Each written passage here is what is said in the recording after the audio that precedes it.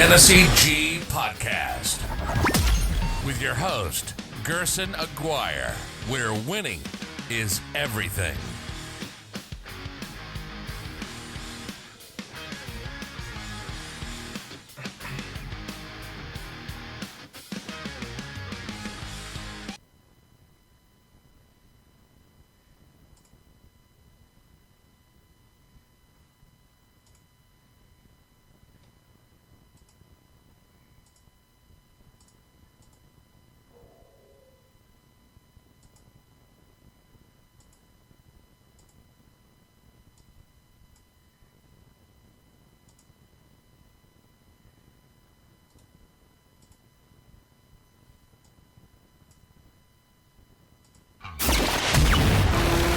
The Fantasy G Podcast with your host, Gerson Aguirre, where winning is everything.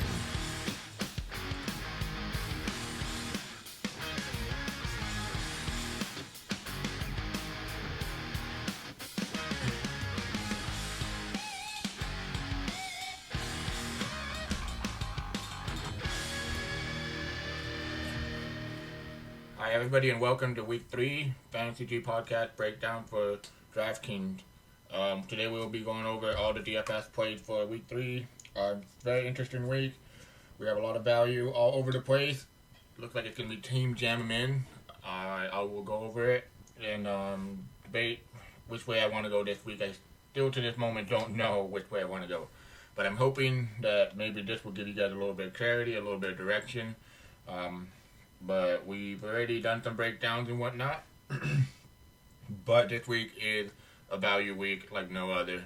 I will explain the positions that you want to attack with value, the positions you want to jam them in and pay up.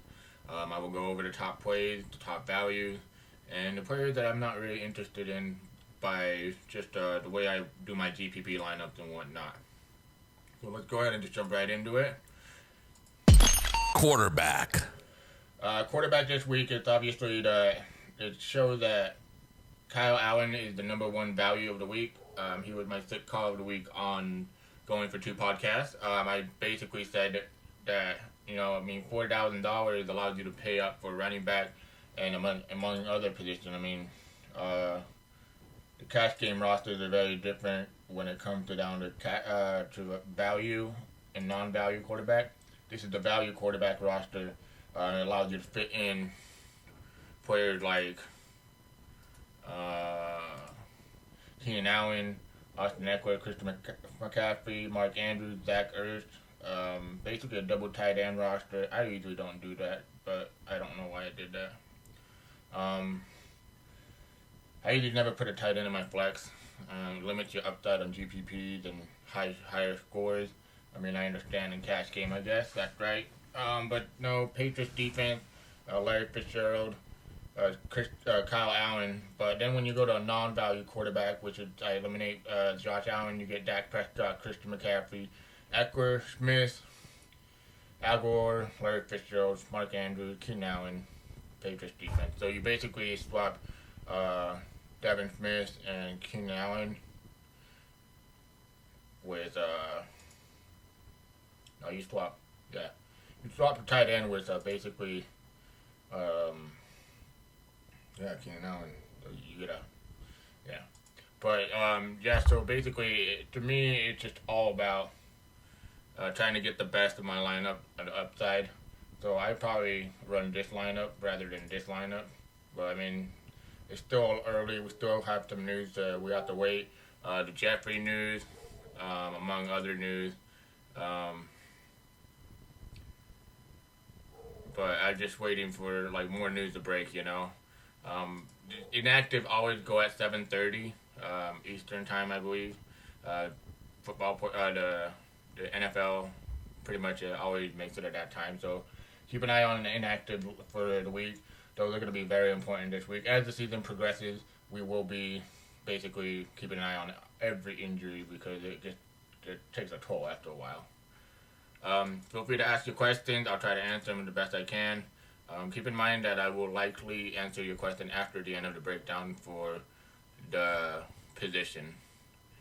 So ask them if you want. and we'll go from there. And if I don't catch your question, just tag me, and it gives me a better notification. So let's go ahead and just Kyle Allen against Arizona. Arizona ranked pretty bad against just overall against quarterback this year. Every quarterback, Matthew Stafford, tore him up. But I'm looking at more the value. Value is going to help me a lot, jam him in with those running backs and those wide receivers that are really cheap, that are higher tier. But he's my top value quarterback. Kyler Murray, I'm going to be all over him. And pretty sure everybody knows how Kyler's upside hasn't reached his upside yet. I mean, he hit his floor, and he's doing pretty damn well hitting it. So, I mean, Kyler Murray's, he's projected for 8.4% ownership. He valued almost 3.7 times value. Murray's thrown for 657 yards. I mean, it does suck that he's only having 7 yards per attempt and has a 2.13% touchdown rate. And he only rushed for 17 yards. And in college, this guy rushed for over 1,000 yards. I think his upside game could be this game. So I'm going to have a lot of ownership of him. He's going to be one of my top quarterbacks. And just I've been touting Kyler Murray every week. And it's just it makes sense for this week, especially with Carolina defense not being too elite. But I'm going to try to get Kyler Murray because his wide receivers allow me to stack and allows me to pay up. So I'm definitely going to be on him. But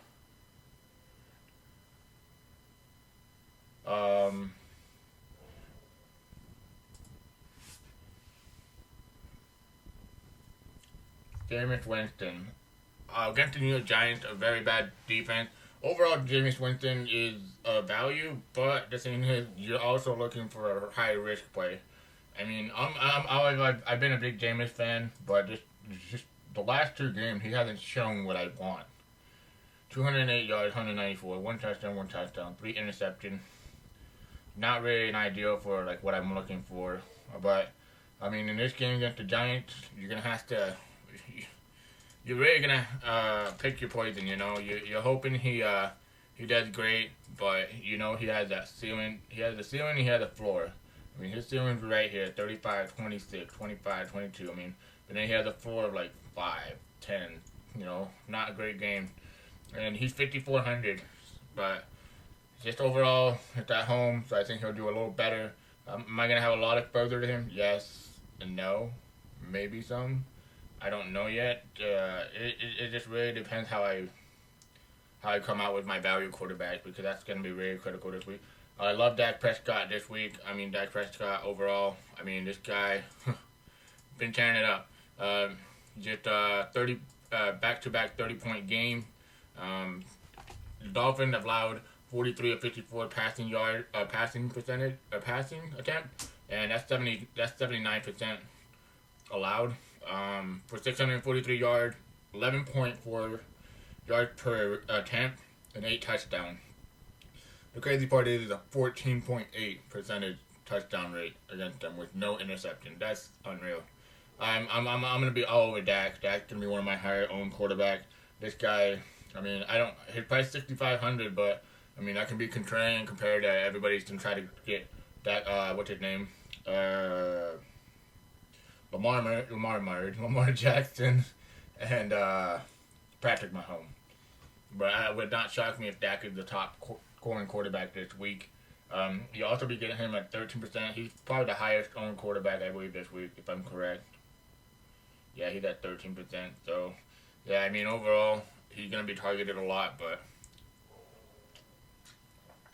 you're going to want to, you know, you're going to want to pick your spots with those quarterbacks. But overall, Josh Allen's also a good play this week. Josh Allen has ceiling. I mean, this guy, he has a big ceiling. And versus Cincinnati, this team can't defend a run. And they use Josh Allen basically as a running back at the goal line. And they try to get as much, look, I mean, when you're getting 7 to 10 attempts and then you get a touchdown each game and then a passing touchdown and yards, you got to remember, a running touchdown equals out to about what a passing touchdown is. I mean, more points than a passing touchdown. But if he gets 40 yards, that equals out to a touchdown. So overall, his ceiling is pretty high. I mean, 22 points, 19 points. I'll take that. And the thing that sucks about this game is that he had 19 points at the half. So he only got like 3 more points the rest of the way. So he should have had a bigger game. But Cincinnati's very, very horrible against tackling overall. And I think Josh Allen's in prime for a big game in this game. You can stack him with the likes of John Brown. So, yeah, definitely going to be on him. Other quarterbacks I like, Carson Wentz, Philip Rivers. They're on my radar. Carson Wentz, he's chucking the ball a lot. I mean, 43 times, 39 times, 313 yards. He had a very bad game last week, but it was all due to pressure. They pressured him pretty hard. I don't really vision Detroit's defense to provide a ton of pressure on him. I mean, they'll try to get pressure on him, but overall, I think he provides a really good value at 5,600, along with the value wide receivers he has.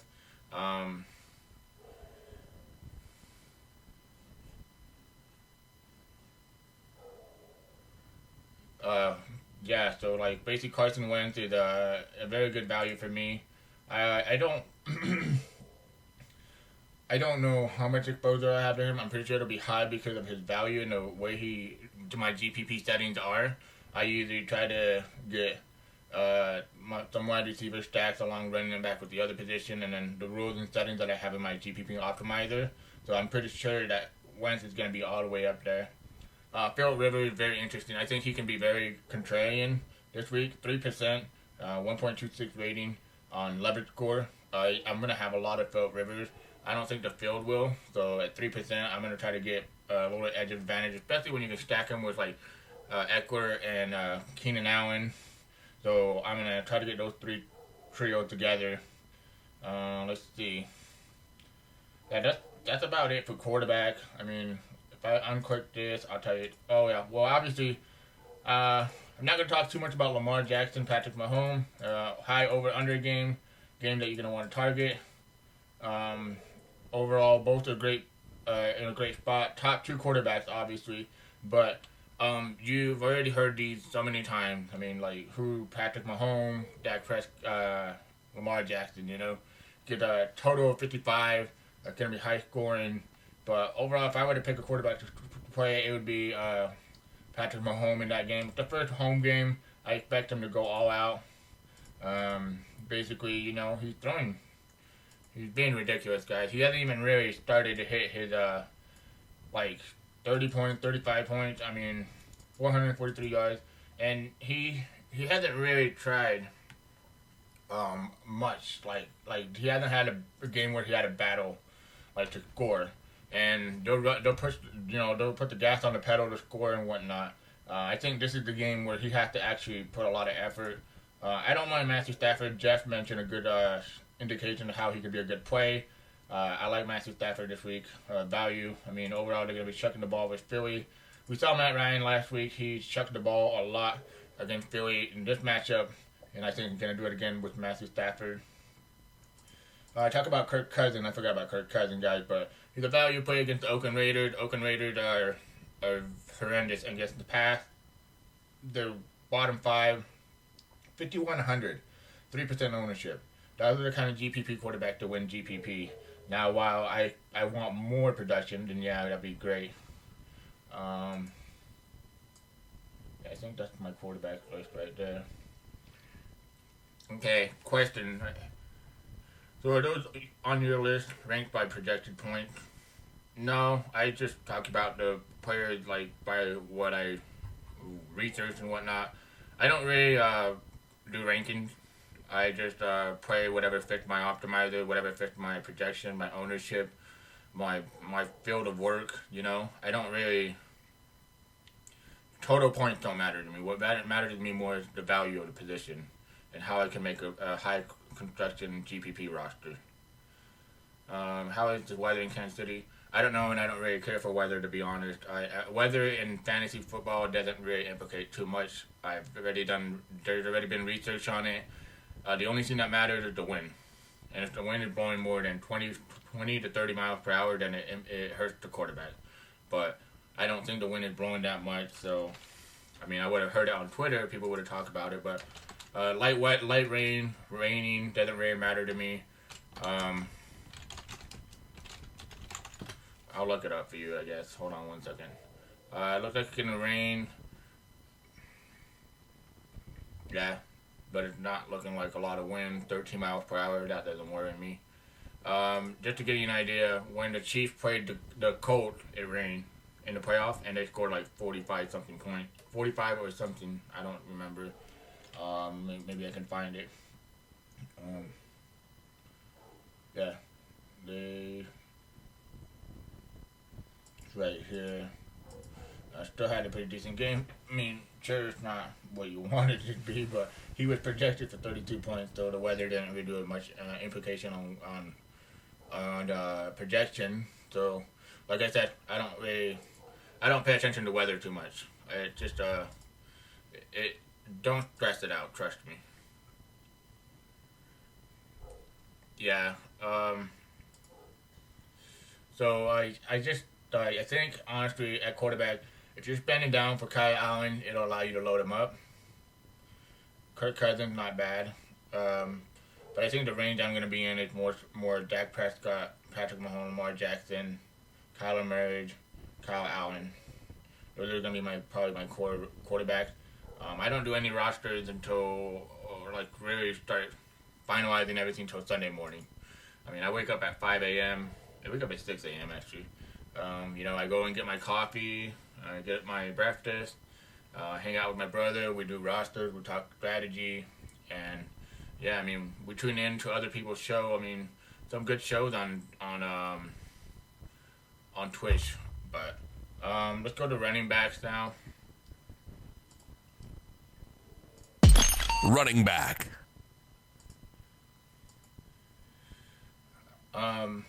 And like I said, I will get to the position by position. So at the end of the position, I will answer the position questions that you have. So on each position we are on, I will go from there. Running back this week is awesome. What I always like to do, I always like to put in stud running back in my lineup. I always try to jam them in, If I can get a value running back, then I put them in too as my third running back. But this week is, rather interesting, right? You got Christian McCaffrey with the Arizona Cardinals. Arizona Cardinals are among if you can name more than 3 Arizona Cardinal defensive players, then kudos to you. But Christian McCaffrey, his ceiling is very high, but his floor, this is an outlier right here. This was just a bad game due to Cam Newton. He was hurt, and you could tell he was hurt. He was throwing the ball like 2 or 3 yards short to his wide receivers.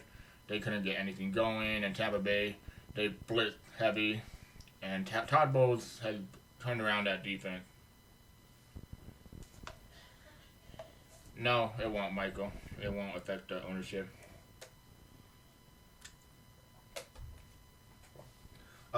Ezekiel Elliott, stud running back, first Miami. Okay, I've heard this saying where people say, what happens if Ezekiel Elliott, they play only 3 quarters? Well, here's a new flash. I remember this was a scene like 2 years ago when he played the 49ers, when 49ers were awful before Shanahan took over or something like that. Or I think it was when Shanahan took over, but they were still awful. He scored 43 points. Went off for 4.9 times value, 147 yards, a touchdown, and a receiving touchdown. So overall, we know Ezekiel Elliott can get it done in a short time. So I don't mind this matchup at all. I can see a lot of turnovers and good field position for Ezekiel Elliott and Dak Prescott. Zeke's going to get going, guys. You just got to give him time. While he might have burned you the first 2 weeks, not last week. Last week he got 23 points. If he gets a 30-point game, I'm not going to be shocked. His ownership is 25%.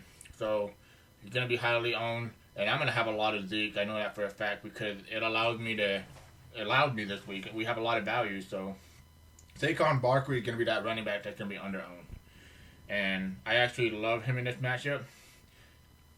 Tampa Bay is good against the running back, stopping the run, but against pass-catching running back, they kind of struggle sometimes.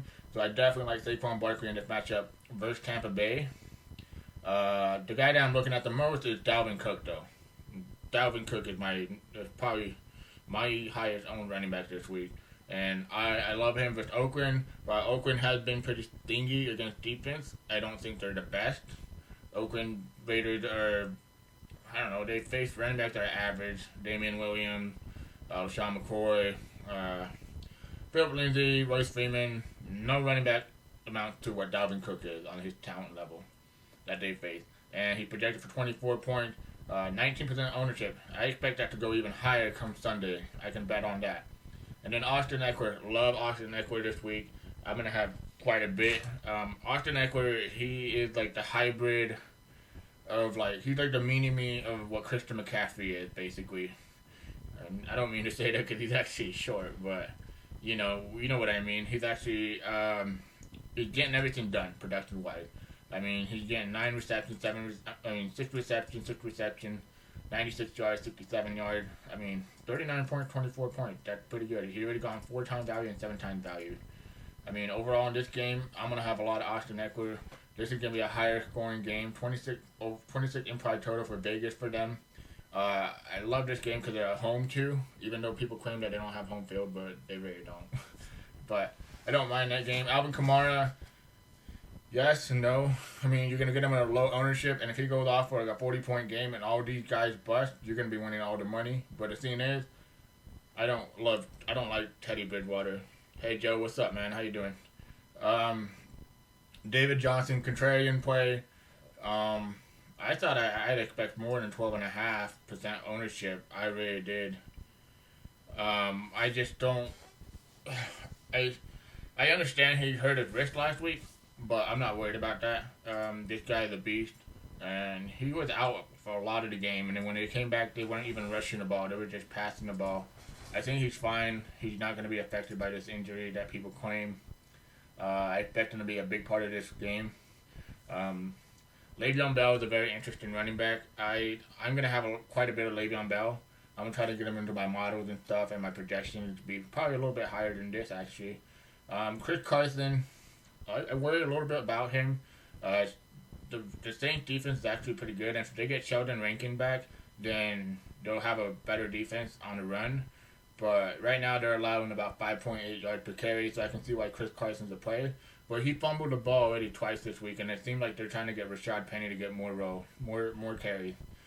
Aaron Jones versus Denver, tough matchup, but overall it can be exploited. I mean, he got the workload last week, 23 for 116, and then 6 targets for 4 receptions, 34 yards.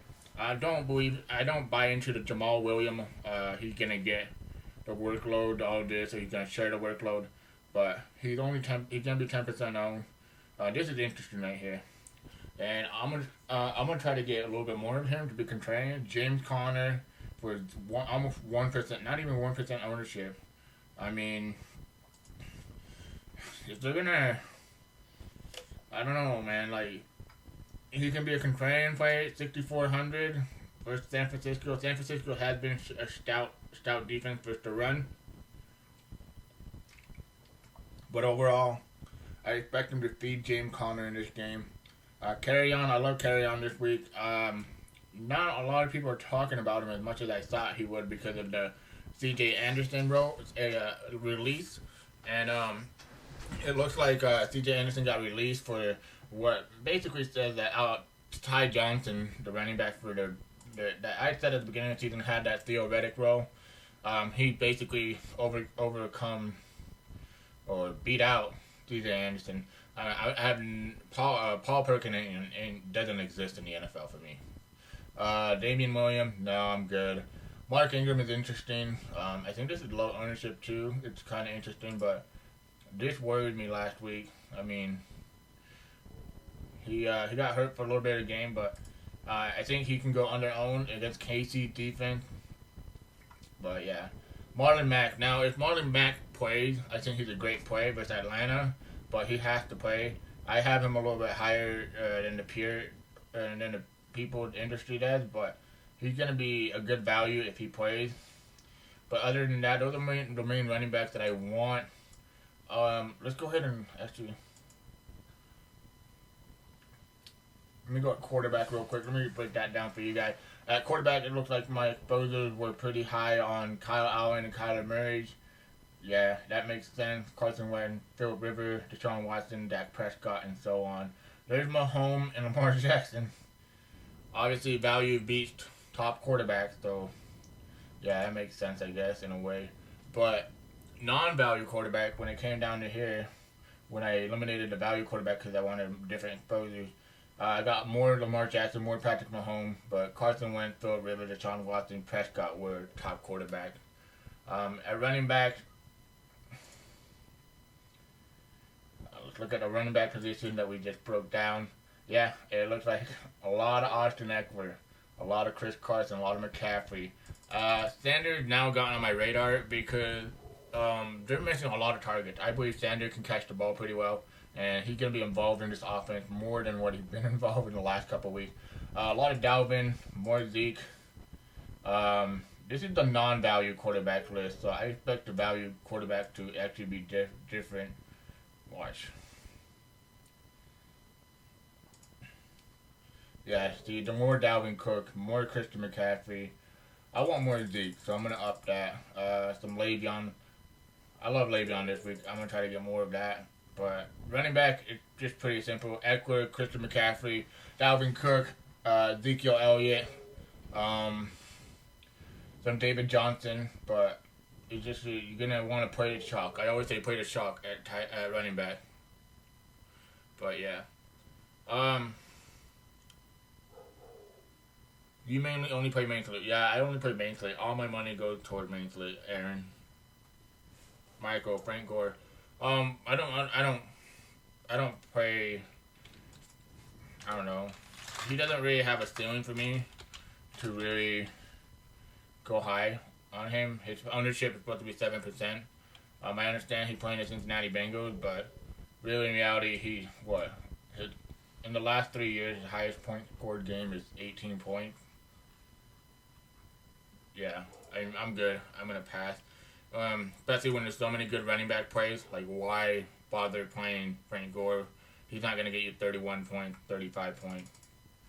So, I think I'm going to have to pass.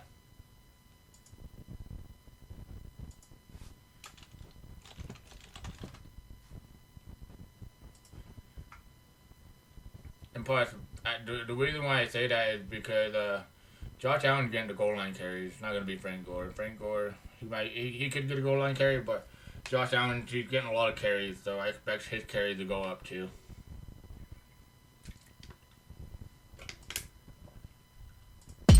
Wide receiver. Let's break down wide receivers now. Wide receiver this week is awesome. I'm excited because I think this is where I'm going to be very different, where I'm going to be very contrarian, where everybody's going to wonder why I went that way.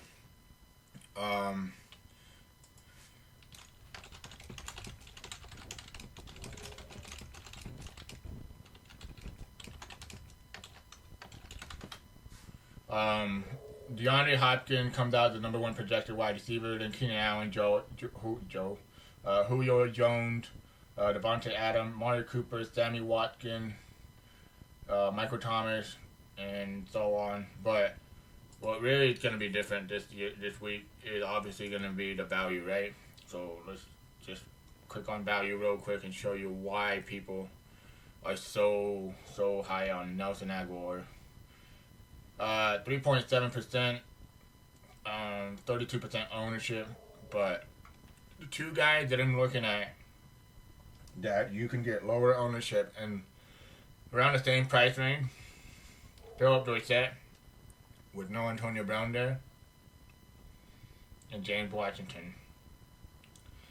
2%, 4%, 32%. I will have Nelson Aguilar, of course, and he is a top player of mine, but just GPP, she makes sense because I have him with Carson Wentz. So I love Carson Wentz this week. But overall, Larry Fitzgerald is right there at 5,100 for 16% ownership. Great matchup. Carolina struggles against the slot wide receivers, and Larry Fitzgerald runs a lot of his routes in the slot, but Keenan Allen, obviously, he's going to get targeted. He has the highest market share. Delaney Walker just passed him because he played on Thursday, but I think that's not lie. I think Keenan Allen will be the guy that has a higher market share. 15 targets, 10 targets. I mean, this is pretty good. Devin Smith for Dallas Cowboys. What's his name got hurt? Michael Gallup. He's out for 4 to 6 games, I think, or 3 to 4 games. I can't remember exactly. But overall, I don't mind Devin Smith. The hype was real on him a couple years ago. But, I mean, he had a pretty good game last week. 3 for 3, 74 yards and a touchdown. Don't mind that. No, I'm good on Preston Williams. Matt Collins, the other wide receiver, but the guy I'm actually looking at is Arcega Whiteside. I think he's going to be the opposite of Aguilar. That's going to provide good value for people. I just want Arcega more than anything. I need to up this projection. I'm probably going to do like 8.75. No. 11.50. There we go. That's better. Sorry. I like Arcega this week. Arcega Whiteside. The preseason darling. He came up very big in the preseason, but overall they drafted him 2nd overall. In a game that has an implied total of 25 points, you don't know where the targets are going to go. There's only one guy that I trust in the Eagles offense that's going to get a lot of target. So, yeah. Overall, we're looking at these top wide receivers along with the value. You know, I'm not looking too much into other wide receivers. I do like Sammy Watkins because he's 6,800. Last week, everybody was on him, and I don't know why they're off him now because it's the same situation. He's going to have to score and stuff. And I definitely love Sammy Watkins this week. I'm going to have more ownership than the field, I think. But, yeah, those guys are up there. Christian Kirk, Larry Fitzgerald. These 2 guys are probably going to be my highest owned wide receivers owned due to their value. And the pace, this game has a high pace, and I expect both of them to get quite a bit of catches. On Fanduel, it's a little bit harder, but on Draftkings, it's a lot easier because, one, high pace, and both of them play in the slot position. And they run a double slot sometimes, so basically it allows Kirk and Fitzgerald to be on the inside with Demiris Bird and Keyshawn Johnson on the outside. They have the highest position owned for running for a 4-set wide receiver, the highest praise amount. Mike Evans against the New York Giants, I really like a lot. I think he can be very contrarian, 8.9% ownership. I think this is the Mike Evans game where he breaks out. The New York Giants are very vulnerable against the pass. Overall, Mike Evans, if he gets his target, he has gotten target, but he has one of the highest uncatchable rates from the percentage-wise, uncatchable catching percentage. And I think this is a game where he could break out. I honestly believe this is going to be the Mike Evans game. Chris Godwin is now higher priced than Mike Evans. We're living in an era where Chris Godwin is now the guy, guys. So, yeah. I don't mind either one of the wide receivers, but I think I'm going to try to target Mike Evans due to recency bias because he hasn't done as well. Emmanuel Sanders, top wide receiver, 4,800. Oh, I love Emmanuel Sanders this week. I mean, look at this: 13 targets, 7 receptions, 13 targets, 11 receptions, 7.5, 86 yards, touchdown. I mean, she's still underpriced, 4,800. That's unreal. Any other wide receivers that you guys match up with your stack, with your quarterback? Of course, you're going to get like Stephon Diggs, Thielen, good plays. I want to talk about Tom Brady's situation right now. Josh Gordon and Edelman price is very cheap. They're going to be in my lineup too. But keep in mind, they can run the ball on the Jet and just keep it that way. But contrarian plays. Those are going to be my wide receivers this week. Okay. Taylor, Mike Evans. Yeah, Mike Evans is a great play. Okay. But let's look at the wide receiver. So, on the value quarterback wide receiver, of course, Larry Fitzgerald, Nelson Aguilar, Keenan Allen, Julio Jones, DeAndre Hopkins, Curtis Samuel. I'm thinking this is high because you have to bring it back with Fitzgerald or Kirk. Christian Kirk, Devin Smith, Philip Dorsett. See, this is Dorsett. I love this Dorsett value. And so on. Now, the non-value quarterback strategy-wise.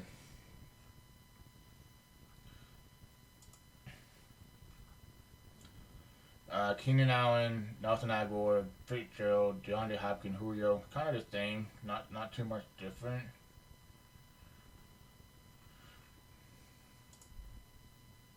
I want to make sure that, yeah, they look very alike. Okay, but yeah, I mean wide receivers. I mean the highest owned wide receivers are gonna be pretty owned. Just like what's his name? It's gonna be Aguilar for value reason. Keenan Allen for 7,000. Larry Fitzgerald, Amari Cooper for Dak Prescott, obviously versus Miami. Julio Jones.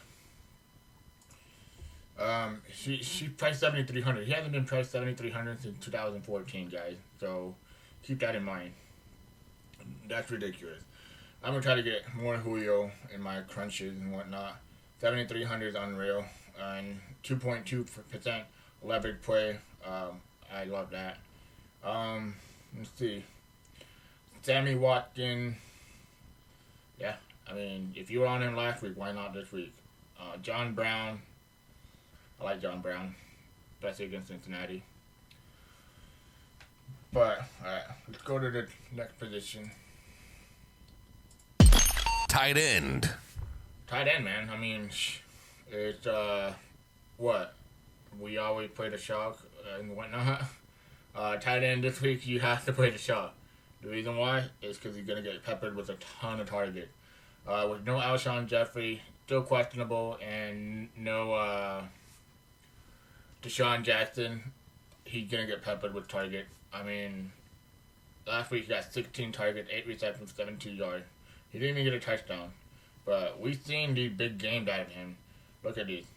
16 targets, 12 receptions, 43 points. 16 targets, 14 receptions, 145, 2 touchdowns. Ertz has the ceiling. 30-point game, 24, 25. I mean, he has the ceiling. And I really like Zach Ertz a lot this week. Zach Ertz, 5,700.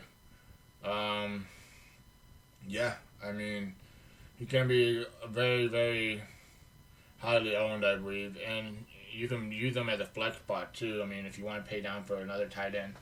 But I don't think I will this week. I don't think it's a double tight end week. George Kittle makes a very interesting play for me versus Pittsburgh. This guy has to break out eventually. He did okay week 1, but it's not what we were paying for, right? We want touchdowns out of him. But I think this week, if you can get him 11% ownership, he could be in position to do good. Mark Andrews is really, really going to be high on my radar. I think in this game it's going to be a higher pace, and Mark Andrews can take advantage of it. I mean, overall, I tell people Mark Andrews was a breakout tight end during the preseason. Mark Andrews ranked 3rd overall on his team snap for tight end. 3rd overall. Yet he's still averaging 4.68 yards per carry per target, and he's leading the NFL who have seen more than 5 targets.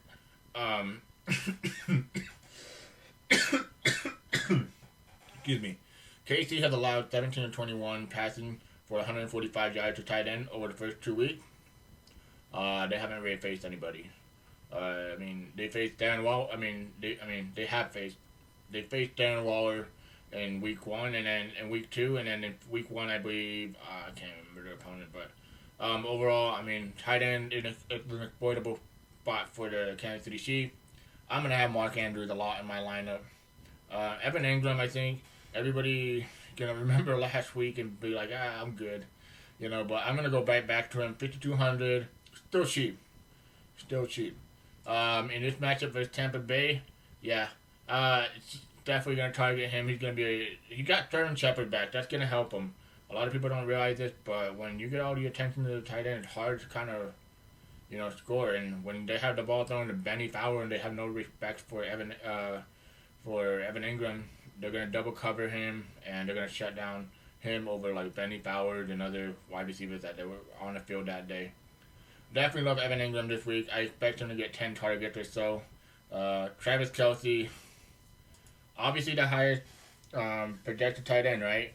But he does cost a pretty penny, 7,000. So 7,000 you can be paying for like Keenan Allen, but he's 7,100. Yeah, so it's like you got to think about it like that. Keenan Allen or Travis Kelce, 7,100. I don't mind him in this matchup, but Baltimore is just. I don't think their defense is as good as it has been in the past. I think it's starting to become like vulnerable, but they've allowed 195 yards, and he had 195 yards and a touchdown through 2 weeks. Cardinals defense. I mean, the Ravens have faced the Cardinals and the Dolphins, both average tight ends. I mean, they don't really have great tight end. They allowed a 70% completion rate and an 8.25 yards per target to them. So yeah, Travis Kelce is really good at like getting yards per target. This guy is where he's catching balls after 15 yards, after 15 yards. So definitely love Kelce in the spot. Tony Jefferson is the guy that's going to be covering him.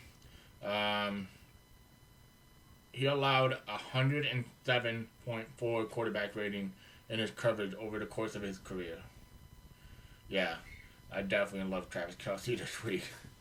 But like I always say, I try to play the shark, Darren Waller and Greg Olsen both come out to be good value for me.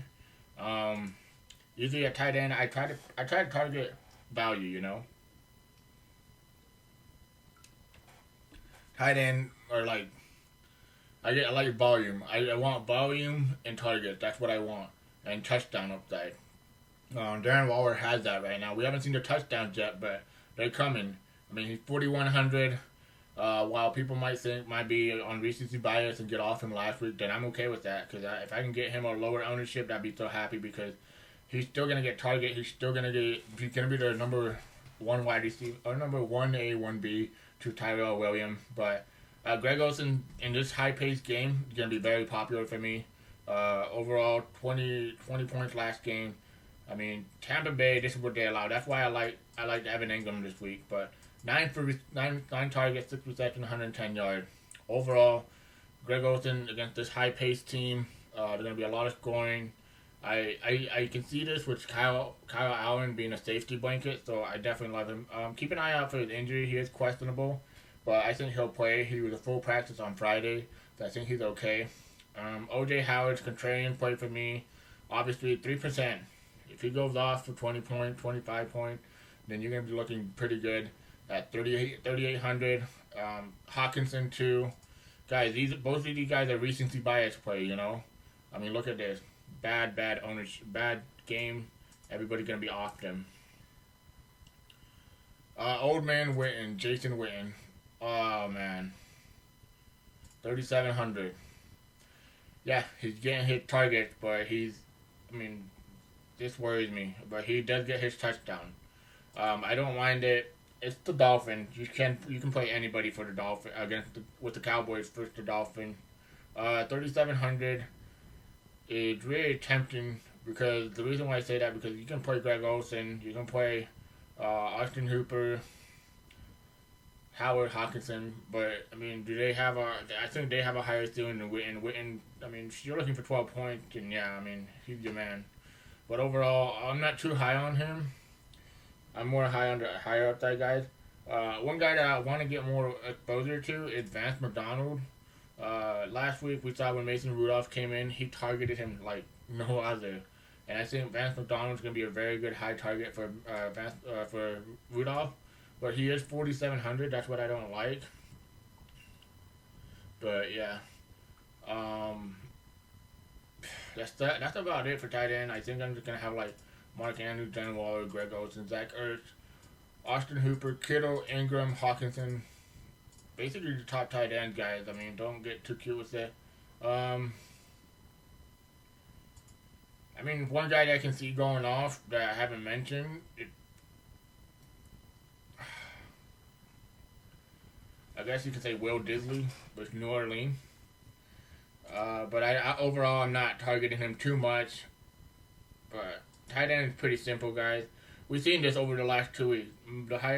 There haven't been like a tight end that's like lowly owned that gone off, But most of the top tight ends are the ones that are going off. But it'll happen one week. There'll be an outlier week. But until then, I'm not going to worry about it. Defense. Defense. Let's look at the ownership, the crunch real quick of what we had for tight end. Mark Andrews, Darren Waller, Greg Olsen, Zach Ertz, Evan Ingram, George Kittle, Jack Doyle, Travis Kelce. Yeah, that makes sense. So overall, those are my top tight ends. Went to value quarterback. With the non-value quarterback,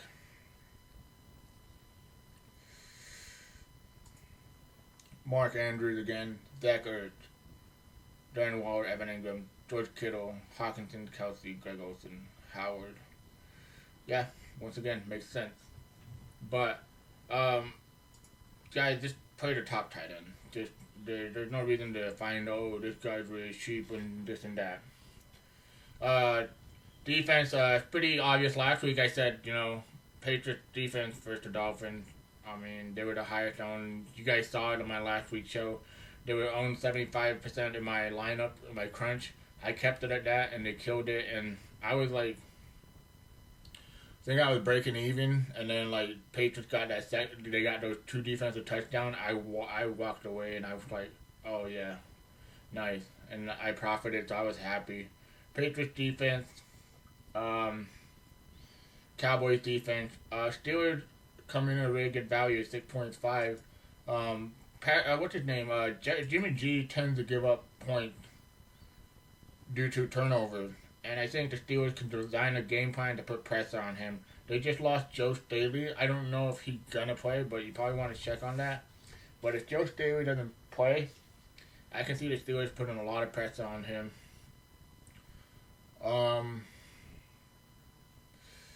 Vikings defense versus the Raiders. Obviously, you're going to want to play them. I can see them. Okay, let's look at ownership real quick. Because defense, really, on ownership, is pretty accurate. Yeah. Cowboys defense for Dolphins. Come on, guys. I mean, it's just it's a given now, Cowboys defense, 21 plus, right now in Vegas. That's 13.3 Vegas total points for the Dolphins. Patriots scored 37 points. The Chargers scored 13 points. And the adjusted sack rate for them is the 29th overall. So overall, they have opportunities for sack. They're starting Josh Rosen. He's going to throw interceptions. I love the Cowboys defense this week. So it's my top 5 defense: Patriots, Cowboys, Vikings, Chargers, and what are they? Buccaneers. There they are.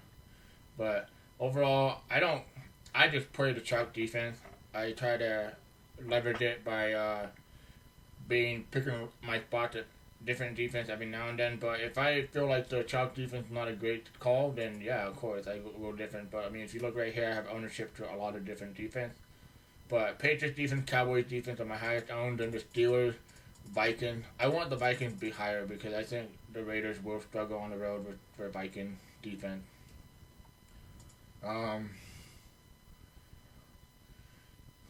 Overall defense, play the Patriots defense, guys. I say this again, play the Patriots defense against the Jets. Play the Cowboys defense versus the Dolphins. Those are 2 defenses I want you guys to target this week. I mean, I know they're a little bit more expensive, but trust me, they're value. You can fit them in. Alright. Let's look at the questions real quick, and we'll go from there. One of the things that I wanted to talk about this week is how people really. I had someone on a Facebook post say, "Oh, you get some picks right, some picks not." Yeah, when I'm going over 50 players, I'm not gonna nail all of them right. You still gotta do your own research. You guys take it with a grain of salt, Don't be thinking that I'm gonna nail every pick. You gotta pick your own players. You gotta do your research. But overall, those are my plays for this week. I think I'm going to try to go live in the last 15 minutes on Sunday. Then usually I try to answer last minute questions and do a countdown for the red zone, baby. But with that saying, if you guys have any questions or comments, go ahead and leave them on here. You can at me on Twitter at the Fantasy G Pod. You can find me on the Facebook chat row. Facebook group. I'm always there. Just everywhere, man. I'm at the Fantasy G Podcast / DFS Roundtable, Fanduel, and Draftkings Facebook group. Obviously, if you're watching it, I'm live on it right now. But if you guys have any questions, just ask me there. And I think that's going to do it for this week. I hope you guys win a lot of money because winning is everything, and that's what really matters. I want you guys to win along with me. Peace.